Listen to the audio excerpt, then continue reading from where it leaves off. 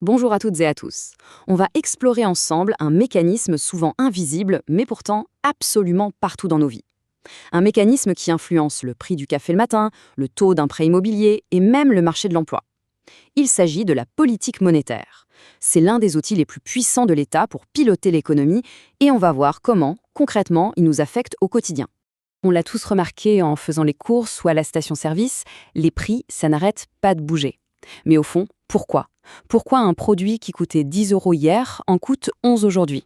Et surtout, pourquoi est-ce que ça semble être la préoccupation numéro un des gouvernements et des banques centrales? Eh bien, ces questions sont justement au cœur de notre sujet. C'est notre point de départ. Alors, pour y voir plus clair, voici notre feuille de route. On va commencer par les bases. La monnaie, c'est quoi au juste? Ensuite, on verra pourquoi la quantité de monnaie en circulation est un enjeu absolument crucial. Puis, on plongera dans le vif du sujet, comment l'État intervient via la politique monétaire et quels sont ses grands objectifs. Et on terminera sur un dilemme, un vrai casse-tête pour les économistes. Faut-il choisir entre lutter contre l'inflation ou contre le chômage? Allez, on y va. Première étape, on revient à la base de la base. Avant même de parler de politique monétaire, il faut se demander, la monnaie, qu'est-ce que c'est? En fait, c'est assez simple. La monnaie, c'est tout ce qui est accepté par tout le monde comme moyen de paiement pour acheter des biens ou des services. C'est l'huile dans les rouages de l'économie. C'est ce qui nous a permis de sortir du troc. Imaginez un peu le bazar s'il fallait échanger directement des poules contre une consultation chez le médecin. La monnaie a tout simplifié. Mais attention, pour qu'une chose soit considérée comme de la monnaie, elle doit remplir 3 fonctions essentielles. Premièrement, c'est un moyen de paiement. Facile, on donne des euros, on reçoit une baguette. Deuxièmement, c'est une unité de compte. Ça permet de mesurer la valeur des choses. Une voiture vaut 20 000 euros, pas 2 000 poulets. C'est quand même plus pratique. Et enfin, troisièmement, c'est une réserve de valeur. L'argent mis de côté aujourd'hui est censé permettre d'acheter des choses demain sans qu'il ait perdu toute sa valeur. Aujourd'hui, notre monnaie a 2 formes. Il y a la monnaie qu'on peut toucher, la monnaie fiduciaire, les pièces et les billets dans notre portefeuille. Mais il y a surtout l'autre, celle qu'on ne voit jamais et qui pourtant représente l'écrasante majorité, la monnaie scripturale. Ce sont de simples écritures informatiques sur nos comptes en banque. Quand on paye par carte ou par virement, c'est elle qui circule. Bon, voilà pour la définition. On sait ce qu'est la monnaie. Mais maintenant, on arrive au point crucial, le véritable enjeu qui nous intéresse. Combien y a-t-il de cette monnaie en circulation? Ce combien, c'est ce que les économistes appellent la masse monétaire. Ça peut paraître un peu technique, mais c'est tout simplement la quantité totale d'argent disponible dans l'économie, détenue par nous, les ménages, et par les entreprises. C'est, en quelque sorte, le thermomètre du pouvoir d'achat global d'un pays. Et pour mesurer cette masse, les économistes utilisent ce qu'ils appellent des agrégats. C'est un peu comme des poupées russes. On a d'abord M1, la plus petite poupée. C'est l'argent le plus liquide, celui qu'on peut dépenser à la seconde. Pièces, billets, compte courant. Puis on ouvre et on trouve M2, qui ajoute à M1 l'épargne facilement accessible, comme le livret A par exemple. Et enfin, la plus grosse poupée, M3, qui englobe tout le reste, y compris des placements un peu moins faciles à récupérer immédiatement. Et c'est là qu'on met le doigt sur le dilemme central.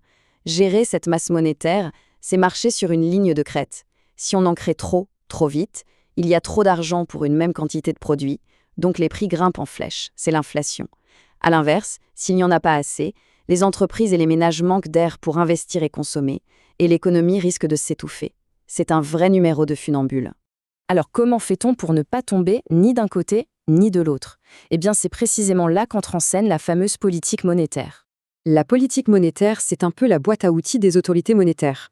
Pour nous, en Europe, c'est la Banque centrale européenne, la BCE, qui tient cette boîte. Son but, utiliser ces outils pour influencer l'activité économique. Et surtout, pour garder le contrôle sur cette fameuse masse monétaire. Mais attention, ce n'est pas de la magie. La Banque centrale n'a pas un bouton « créer des emplois » ou « stopper la hausse des prix ». Non, elle agit de manière indirecte, en jouant sur 3 grands leviers. La quantité d'argent, bien sûr, mais aussi son prix, c'est le fameux taux d'intérêt, et enfin la valeur de notre monnaie par rapport aux autres, ce qu'on appelle le taux de change. D'accord, mais pourquoi faire? Dans quel but ultime est-ce qu'on manipule ces leviers si complexes? Quels sont les grands objectifs qu'on cherche à atteindre? Là, on touche à un concept très connu en économie, le carré magique. Il représente les 4 grands objectifs que tout gouvernement rêve d'atteindre. Des prix stables, une économie qui grandit, le moins de chômage possible et un commerce avec l'étranger qui soit équilibré. Le Graal, en quelque sorte. Et pourquoi on l'appelle magique? Eh bien, tout simplement parce qu'en réalité, il est impossible à atteindre. Ces 4 objectifs sont souvent contradictoires, ils se tirent dans les pattes les uns les autres. Par exemple, si on veut stimuler la croissance et l'emploi en baissant les taux d'intérêt, on prend le risque de faire déraper l'inflation. Il faut donc faire des choix, des arbitrages constants. Prenons un exemple concret. Imaginons que la Banque centrale veuille relancer l'économie. Étape 1, elle augmente la masse monétaire, elle ouvre les vannes. Étape 2, conséquence logique, l'argent est plus abondant, donc son prix, le taux d'intérêt, baisse. Étape 3, effet boule de neige. Comme emprunter coûte moins cher, les entreprises investissent plus et les ménages consomment plus. Et le résultat final, c'est une croissance qui repart et un chômage qui, on l'espère, recule. Mais ce beau mécanisme a un effet secondaire potentiel, un effet qui nous amène tout droit au dilemme le plus célèbre et le plus débattu de toute la science économique, le choix entre inflation et chômage. Tout part d'une observation, dans les années 50, par un économiste nommé Phillips. Il remarque un truc assez frappant à l'époque. Quand le chômage est bas, l'inflation a tendance à être haute, et inversement. La conclusion semblait alors évidente. Les gouvernements pouvaient choisir d'avoir un peu moins de chômage en acceptant un peu plus d'inflation. Un arbitrage qui paraissait simple, mais le mot-clé ici, c'est paraissait. Alors, où est le piège? Pourquoi ça ne dure pas? La réponse, on la doit à un autre géant de l'économie, Milton Friedman. Son explication est brillante. Il nous dit que, quand on injecte de l'argent, les salaires augmentent. Les gens voient leurs fiches de paie gonfler et pensent qu'ils sont plus riches. Ils sont donc plus enclins à travailler. C'est ce qu'il a appelé l'illusion monétaire. Donc, à court terme, l'effet est là. Le chômage baisse. C'est formidable. Mais l'illusion ne dure qu'un temps. Assez vite, tout le monde se rend compte que si son salaire a augmenté de 3%, le prix du caddie au supermarché a aussi augmenté de 3%, le gain en pouvoir d'achat est nul, l'illusion se dissipe et le chômage finit par retourner à son niveau de départ. Et la conclusion de Friedman, elle est sans appel. À long terme, cet arbitrage n'existe pas. Essayer de faire baisser durablement le chômage en créant de la monnaie, c'est un marché de dupes. On se retrouve au final avec le même niveau de chômage qu'au début, mais avec un cadeau bonus dont on se serait bien passé, une inflation plus élevée pour tout le monde.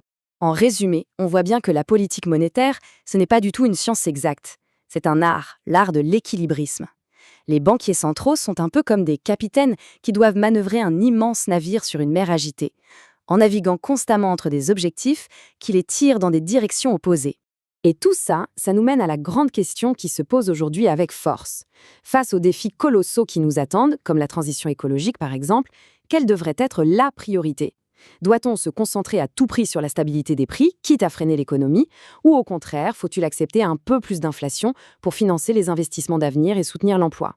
C'est le grand débat économique de notre temps, et il est loin d'être terminé.